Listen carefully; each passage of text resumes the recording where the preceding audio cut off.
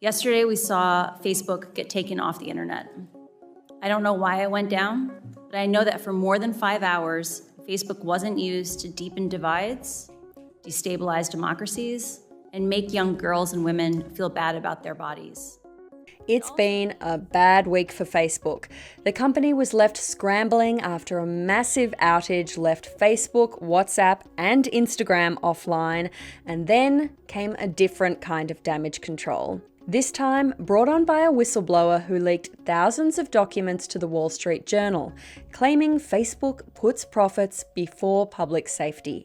On Sunday, that whistleblower, former Facebook product manager Frances Haugen, came forward for the first time in an interview with 60 Minutes. Then on Tuesday, she headed to Congress to give an explosive testimony. Haugen appeared before a Senate committee hearing in Washington to answer questions about her time at Facebook. She called for more oversight of Facebook's platforms, saying the social media giant is, quote, tearing apart our democracy and putting our children in danger.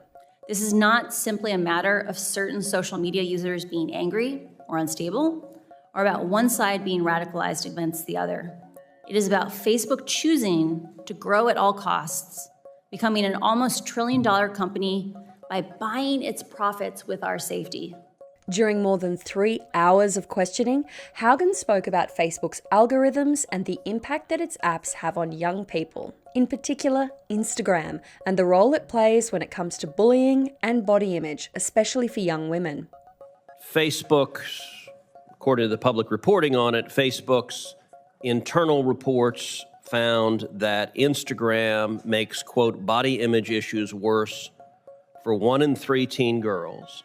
And additionally, it showed that, quote, 13% of British users and 6% of American users trace their desire to kill themselves to Instagram. Is that a fair and accurate characterization of what Facebook's research concluded? I only know what I read in the documents that were included in my disclosure. That is an accurate description of the ones that I have read. Haugen's testimony came less than a week after a similar appearance from Facebook's global head of safety, Antigone Davis. She appeared before Congress via video link to answer questions about the research leaked to the Wall Street Journal. On Tuesday, Haugen responded to Davis's defense of the company, including her claim that 8 out of 10 Instagram users say they have a neutral or positive experience on the app.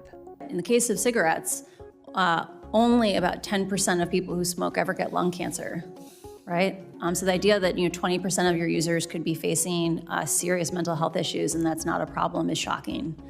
There was also a lot of focus on Facebook CEO Mark Zuckerberg and the questions around what kind of personal responsibility he has for how the company operates. Mark holds a very unique role in the tech industry in that he holds over 55% of all the voting shares for Facebook. There are no similarly powerful companies that are as unilaterally controlled. And in the end, the buck stops with Mark. There's no one currently holding Mark accountable but himself. Here's my message for Mark Zuckerberg. Your time of invading our privacy, promoting toxic content, and preying on children and teens is over. In response, Zuckerberg issued a statement rejecting the claims that the company was harming young people, saying he didn't recognise the false picture that was being painted. The argument that we deliberately push content that makes people angry for profit is deeply illogical, he said. We make money from ads, and advertisers consistently tell us they don't want their ads next to harmful or angry content.